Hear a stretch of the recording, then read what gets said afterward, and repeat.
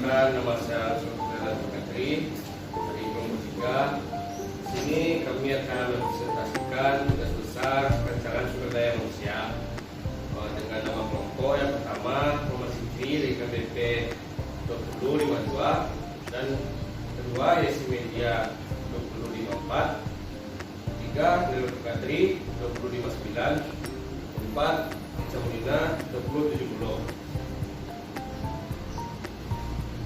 Di sini kami mengambil judul perencanaan sistem informasi pengajian karyawan pada TV digital mobil dan motor Barnoet. Dan latar belakang terkait dengan perkembangan teknologi dan informasi yang semakin pesat, banyak perusahaan membutuhkan sistem informasi pengajian yang dapat mengoptimalkan pengolahan data bagi karyawannya dengan cepat dan akurat. Namun belum semua perusahaan menerapkan sistem pengajian yang terkomputerisasi. Salah satunya TV pencucian mobil dan motor Barnoet yang masih manual, sehingga dalam pengolahan data mengalami hambatan terjadi kesalahan seperti perhitungan gaji yang berulang setiap karyawan. Hal ini sangat menghambat dalam penyampaian laporan pengajian kepada pemimpin. Jika masalah ini dibiarkan berlanjut, maka akan mengakibatkan sistem kerja menjadi kurang efektif. Berdasarkan uraian di atas, peneliti merancang sistem informasi jasa cuci mobil dan motor yang terkomputerisasi dengan metode waterfall untuk dapat mempermudah pengolahan data pengajian karyawan jasa pencucian kendaraan motor. Nah, pembentukan dan pembagian tugas tim pengembang. Dalam penelitian ini, kami dari anggota kelompok membagi tugas yang akan dikerjakan dalam proses melakukan penelitian di TV pencucian mobil dan motor. Kemudian itu dengan tempat diri sebagai pewawancara, Muhammad Fikri sebagai pewawancara, Yesi Media dokumentasi, Camulina dokumen. Selanjutnya akan dijelaskan oleh teman saya,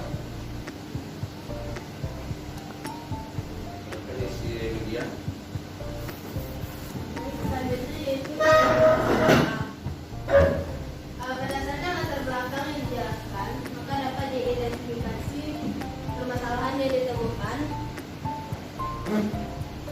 yaitu sistem pengkajian pada CV pencucian mobil dan motor Barnoet yang masih dilakukan secara manual, sehingga dapat terjadi kemungkinan kesalahan dalam menentukan jumlah gaji karyawan. Selanjutnya itu mendefinisikan tujuan dan ruang lingkup pengembangan. Tujuan pengembangan diharapkan dapat bermanfaat bagi CV pencucian mobil dan motor Barnoet agar dapat memproses dan memberikan gaji atau upah karyawan tepat pada waktunya. Yang kedua, menghasilkan suatu informasi yang tepat dan akurat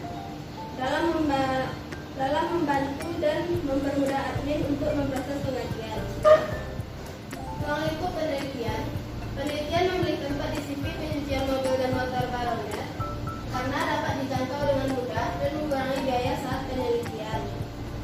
Adapun penelitian yang dilakukan pada bulan Desember tahun 2022, penelitiannya ini yaitu penelitian yang menggunakan metode survei berdasarkan jenis data yang diteliti. Penelitian ini menggunakan jenis data primer, yaitu data yang diperoleh atau digunakan oleh peneliti secara langsung dari sumber datanya. Penelitian ini hanya berfokus untuk meneliti tentang penggajian karyawan pada CV pencucian mobil dan motor Barnoet. Selanjutnya, analisis masalah dan risiko sistem yang sedang berjalan. Analisis kebutuhan sistem aplikasi dengan melakukan observasi dan wawancara, menggambarkan informasi terkait proses dan sistem yang sedang berjalan di CV pencucian mobil dan motor Barnoet. Berdasarkan observasi dan analisa yang dilakukan bahwa pencatatan transaksi cuci kendaraan masih dilakukan dengan cara manual, seperti dengan melakukan pencatatan di buku besar yang telah disediakan, sehingga kesalahan dalam mencatat data memiliki kemungkinan yang sangat besar terjadi. Untuk pembuatan laporan dilakukan dengan cara manual juga, yaitu dengan cara melakukan pencatatan transaksi dan dan menjumlahkannya sebagai data pemasukan pada pencucian mobil dan motor tersebut. Selanjutnya, analisis kebutuhan sistem. Yang pertama itu ada administrator yang memiliki peranan tugas. Yang pertama, mengelola paket pencucian, mengelola data kendaraan, mengelola data pencuci, mengelola data kebutuhan, mengelola data pegawai.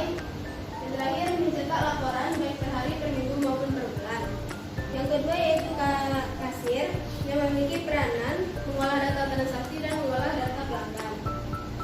Selanjutnya yaitu analisis user atau aktor. Yang pertama itu pemilik atau owner memiliki tugas memimpin perusahaan dengan membuat kebijakan-kebijakan perusahaan. Yang kedua, memilih, menentukan, mengawasi pekerjaan karyawan. Yang ketiga, menyetujui anggaran tahunan perusahaan dan mengambil keputusan dari semua laporan. Yang kedua, administrator. Tujuan admin diantaranya mencatat data dan kendaraan konsumen, memberikan nomor antrian pada konsumen, melakukan transaksi dengan konsumen, dan yang terakhir membuat dan memeriksa laporan keuangan. Selanjutnya akan dijelaskan oleh Selanjutnya yaitu analisis user dan aktor pada bagian pencucian. Di bagian pencucian ini adalah orang yang melakukan proses pencucian dengan baik dan benar, baik mobil dan motor konsumen, sehingga mampu membuat konsumen menjadi tetap pada pencucian tersebut jika mampu memuaskan konsumen pada bagian pencucian yang dilakukan. Selanjutnya bagian pengeringan. Pada bagian pengeringan ini memiliki tugas diantaranya yang pertama yaitu mengeringkan kendaraan yang selesai dicuci, membersihkan bagian dalam mobil dan menggunakan vakum cleaner. Yang ketiga, menyemir ban kendaraan yang sudah dicuci. Yang keempat, memberikan kunci kendaraan kepada petugas admin. Selanjutnya analisis teknologi. Pada analisis teknologi ini yaitu merancang aplikasi mulai dari karyawan mendatangi admin, karyawan menerima gaji secara manual pada proses penggajian karyawan hingga menunggu uang yang dikirimkan melalui sistem yang akan dibuat. Setelah melakukan proses penggajian, pemilik pencucian akan memberikan nota penggajian dengan lengkap seperti tanggal penggajian, tempat pencucian, dan siapa yang mengirim dan menerima transaksi penggajian. Proses ini dilakukan dengan cara bersistem otomatis. Diharapkan dengan adanya aplikasi ini dapat menguntungkan dari dua sisi, baik dari pemilik pencuci dan karyawan yang bekerja. Lalu kebutuhan hardware-nya.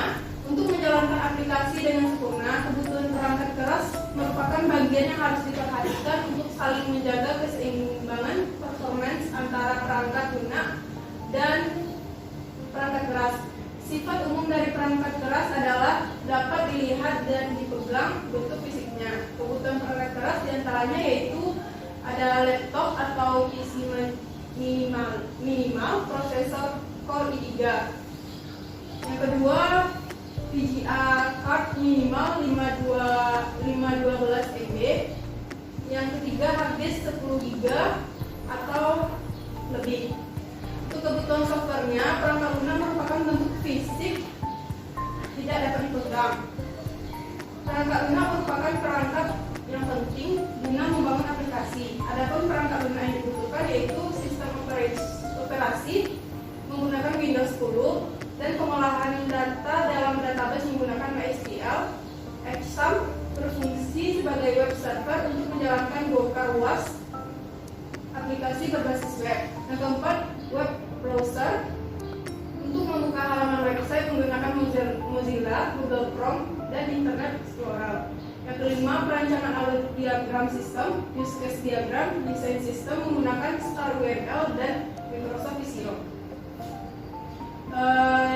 Selanjutnya ada perancangan sistem baru, di mana perancangan sistem baru ini menggunakan konteks diagram. Pada pengolahan datanya terdapat dalam organisasi yang memperlihatkan batasan sistem, adanya interaksi antara eksternal entity dengan suatu sistem, dan informasi secara umum mengalir antara entity dan sistem. Konteks diagram sebagai alat bantu yang digunakan dalam menganalisa sistem yang akan dikembangkan.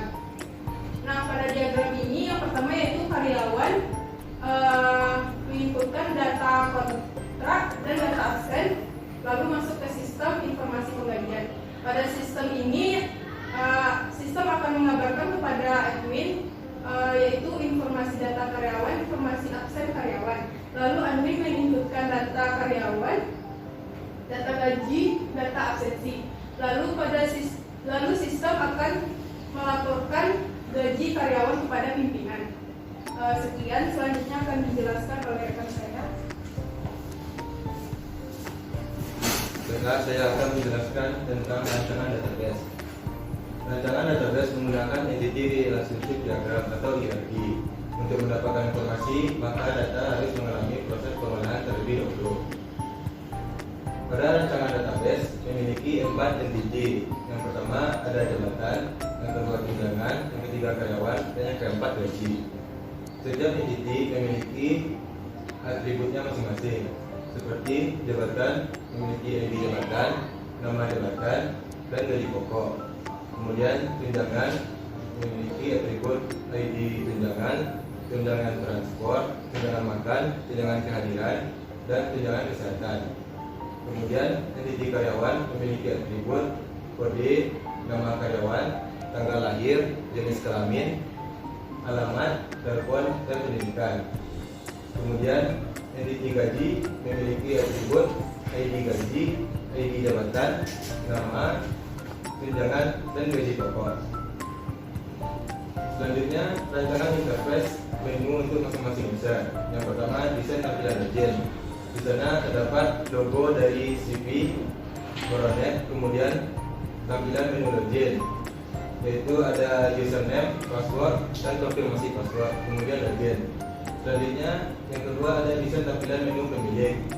Ada logo dari CV, kemudian home, data penggajian, laporan, kemudian logout. Selanjutnya, desain tampilan menu admin. Ada data pegawai, data pencucian, data absensi, data penggajian, dan laporan. Kemudian desain tampilan menu karyawan, ada akun, data absensi, data pencucian, laporan penggajian, dan logout. Kesimpulan dari berdasarkan hasil pembahasan yang dibahas pada bab sebelumnya dapat diambil kesimpulan, yaitu yang pertama, sistem informasi penggajian karyawan dapat membantu dalam pengelolaan penggajian sehingga menghasilkan informasi yang tepat. Yang kedua, membantu dalam memudahkan mencari informasi penggajian karyawan dengan pencarian yang lebih cepat. Yang ketiga, dengan adanya sistem informasi dapat meningkatkan dan mempercepat proses pengolahan administrasi karyawan pada pencucian mobil dan motor Coronet. Sekian dari saya kembalikan kepada moderator. Sekian presentasi dari kelompok kami. Jika ada kata yang salah, mohon dimaafkan. Kami akhiri. Assalamualaikum warahmatullahi wabarakatuh.